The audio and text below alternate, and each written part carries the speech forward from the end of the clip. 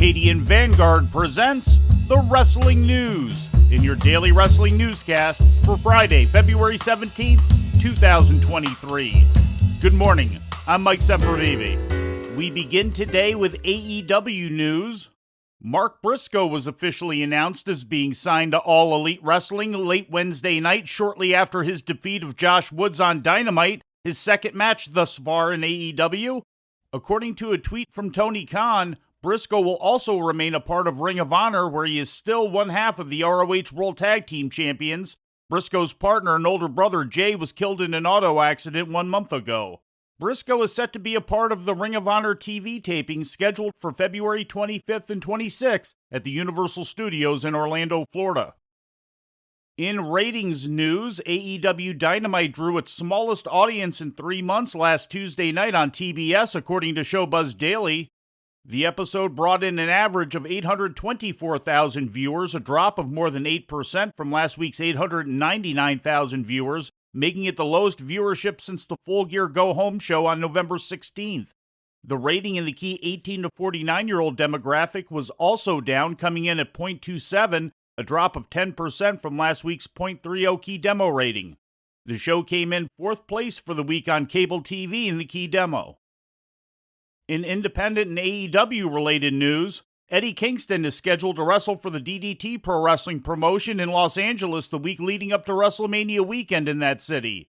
Kingston will team with Jun Akiyama to take on Daisuke Sasaki and Cannon on March 30th at the Ukrainian Cultural Center, according to an announcement from DDT. This would be one of a handful of exceptions of AEW talent working independent promotions since AEW's edict last October restricting independent appearances outside AEW's international partners like New Japan Pro Wrestling. Kingston also wrestled last month on a Championship Wrestling from Arizona card against UWN World Champion Danny Limelight. In Impact Wrestling news, last night's edition of Impact Wrestling on Access TV opened with a tribute to company co-founder Jerry Jarrett, who passed away last Tuesday after a battle with cancer. Earlier this week, the wrestling world learned of the passing of Jerry Jarrett, a co-founder of TNA and Impact Wrestling. His legacy is decades-long, multi-generational, and critical to today's Impact. We send our deepest condolences to the entire Jarrett family. Also on the show, taped January 21st at Osceola Heritage Park in Orlando, Florida, Steve Macklin defeated Rhino and Heath Slater defeated Eddie Edwards in qualifying matches for the Fatal 4-Way match to be held at No Surrender on February 24th to determine the number one contender to the Impact World title. In other results, Rich Swann beat Kenny King, Kushida pinned Chris Bay, and Masha Slamovich got a quick win over Alicia. Also, Barry Horowitz, who has been semi-retired for 10 years, pinned Johnny Swinger. Horowitz, who began his career in 1979, had not wrestled in 10 months and had not competed on TV for a major wrestling company since leaving WCW in March of 2000. The match also featured interference from Dale Torborg and his Kiss-inspired persona of the Demon, made famous in the final years of WCW. Right, Tom. It's the Demon! It's Johnny Swinger's worst nightmare! And it just made it even worse and turned it into a reality! Swinger in the abdominal stretch! Barry Horowitz has got Swinger tied up! The distraction, and wait! Cover! Barry Horowitz wins! Torborg had made several appearances for Impact as the Demon in recent months.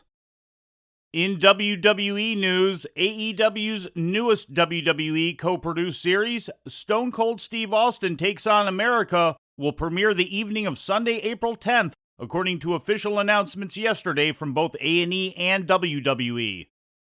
The 10-episode series will feature Austin traveling to different locations in his RV and taking on various challenges from fans.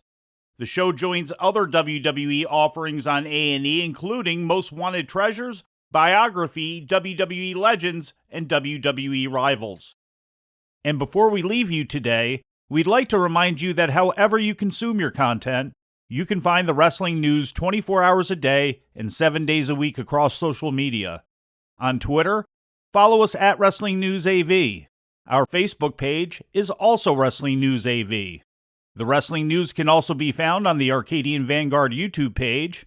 And for those who utilize Amazon Echo devices, just tell Alexa to play the Wrestling News podcast. And remember to make sure you add podcast at the end. Once again, for daily updates, breaking news, and more, follow the Wrestling News across social media. And that's the news for today. If anything happens, we will be here to tell you about it.